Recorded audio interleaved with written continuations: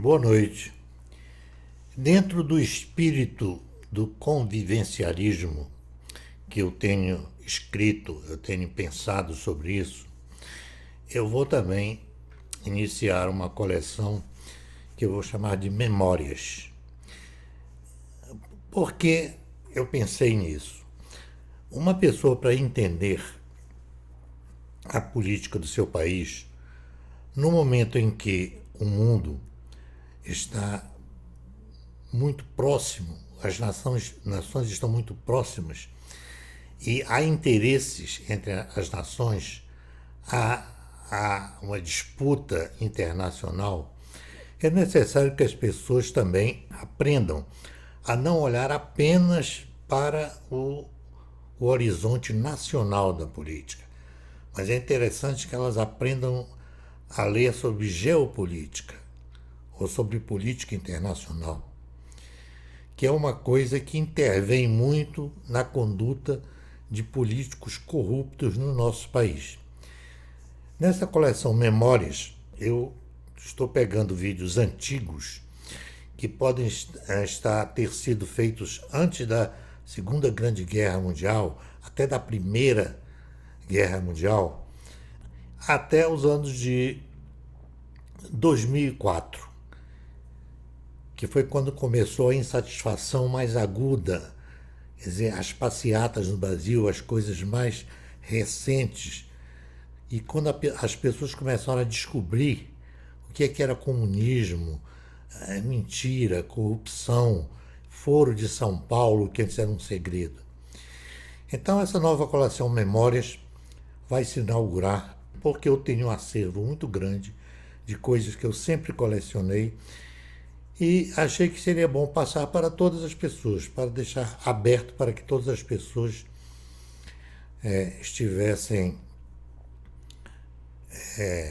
sendo beneficiadas por esse tipo de conhecimento. Alguns autores de vídeos, se por acaso não concordarem que eu coloque vídeos seus, por favor, entrem no meu canal no YouTube, digitando Luiz Gonzaga. O nome do meu canal é Luiz Gonzaga. E me sugiram que eu não reporte a nada de vídeo que eles criaram. E eu obedecerei. Eu vou aguardar um tempo até que todas as pessoas tenham esse período para poderem entrar em contato comigo. Os vídeos irão começar a qualquer momento. A qualquer momento eu poderia já estar, inclusive hoje, passando os primeiros vídeos, ok? Então, eu vou ver se hoje eu já começo com o primeiro vídeo. Boa noite.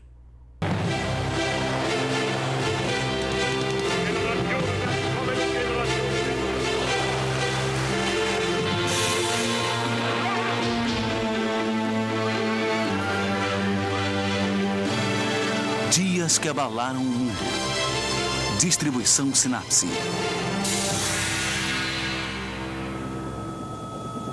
Nas remotas e ensolaradas ilhas de Montebello, não muito longe da costa norte da Austrália, no Pacífico, no dia 3 de outubro de 1952, a Grã-Bretanha se equiparou aos Estados Unidos e à União Soviética como potência nuclear plenamente equipada, ao testar a sua primeira bomba nuclear. Até que as ilhas fossem escolhidas como local dos testes, seus únicos visitantes eram pescadores de pérolas. Não haveria muito futuro para eles no local, agora que os cientistas davam os últimos retoques nos testes e deixavam as ilhas entregues a seu destino.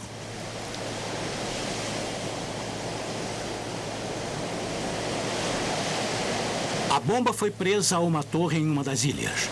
Todo o exercício seria monitorado do navio real Campania, ancorado a quase 25 quilômetros.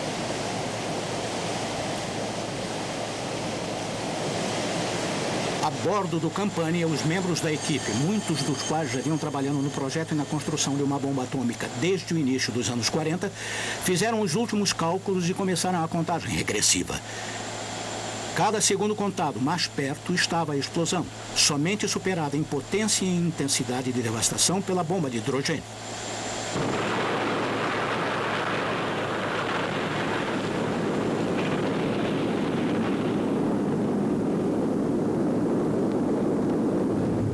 Milhares de toneladas de lama, areia e água foram arremessados a mais de 3.000 metros no ar.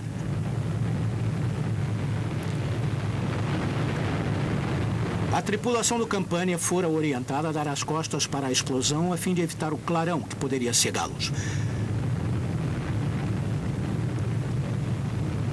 Passado o risco, eles se viraram e encontraram uma imensa nuvem irregular, bem diferente do efeito cogumelo das bombas americanas.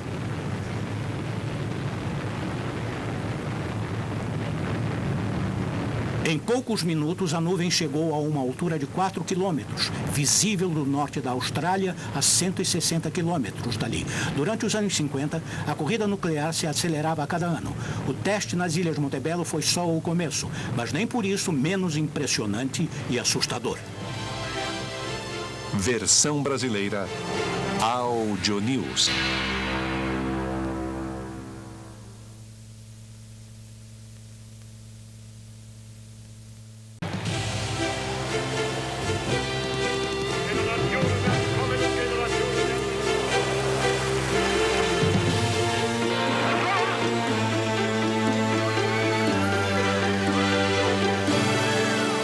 Dias que abalaram o mundo. Distribuição Sinapse.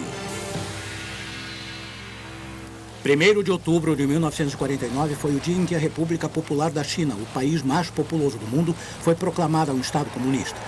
Até aquele dia, o Exército Popular de Libertação, liderado por Mao Tse-tung, vinha travando uma árdua guerra civil contra os nacionalistas. Mao e seu exército venceram essa guerra e assumiram o comando do governo. Os nacionalistas fugiram para a ilha de Formosa, fora da China continental, e estabeleceram um governo rival em Taipei. O líder nacionalista Chiang Kai-shek estava no exílio. Os soviéticos deram apoio a Mao Tse-tung. Madame Chiang Kai-shek não tinha dúvidas sobre a quem se devia a lealdade no Oriente. Alguns anos atrás, ele era exaltado pela coragem e tenacidade da luta que travava. Agora é alvo de pilhéria e gozação.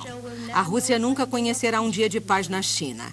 A Rússia nunca possuirá a China. A China vai continuar livre. Mas não foi o que aconteceu. Semanas depois da proclamação do Estado Comunista Chinês, Mao iria a Moscou para assinar um pacto com a União Soviética. E lentamente outros países do Ocidente começariam a reconhecer o novo regime em Pequim. Para a liderança do Kremlin em Moscou, o que aconteceu em Pequim era de enorme importância. Agora eles possuem um aliado de peso na Guerra Fria. Mao protegeria a extensa fronteira soviética do lado da Ásia, deixando Moscou livre para concentrar os seus recursos militares na Europa. Mao, por sua vez, ganhava o benefício da proteção econômica, diplomática e militar soviética, enquanto estabelecia o controle sobre o seu vasto país. Mas isso não durou muito. O primeiro dos planos rurais de 5 anos foi imposto à força e a burocracia do Partido Comunista tomou conta do campo, transformando a sociedade. Porém, mais do que isso, foi no dia 1º de outubro de 1949 que se estabeleceu o padrão de política entre as superpotências pela geração seguinte. Versão brasileira Audio News.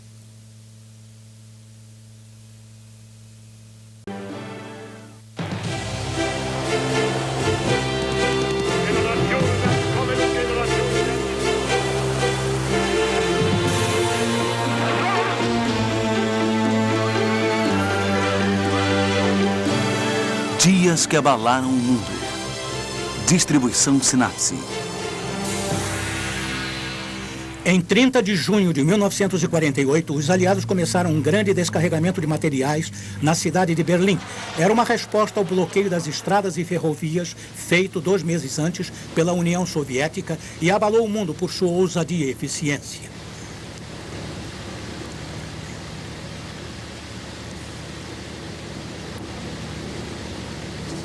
Como parte dos acordos pós-guerra, a antiga capital alemã foi dividida em 4 áreas. Os ingleses, americanos e franceses ficaram nas áreas ocidentais e os soviéticos ocuparam o lado oriental. Mas Berlim estava dentro de um território maior, ocupado pelos soviéticos. Isso significava que todos os suprimentos de alimentos e todo tipo de material necessário à manutenção da vida tinham que passar pelos pontos de checagem alemães antes de chegar às zonas aliadas. O bloqueio era uma maneira de mandar os ocidentais para fora da cidade. O descarregamento foi feito para garantir a sua sobrevivência e funcionou.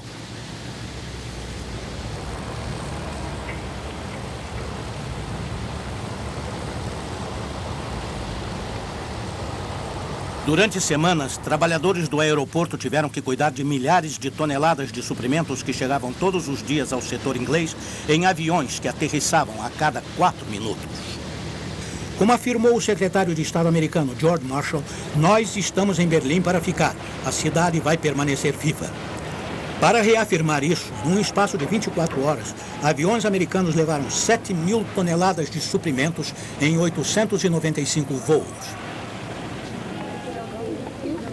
No fim, com as lojas ainda cheias, apesar de todo o esforço soviético para esvaziá-las, Moscou recuou.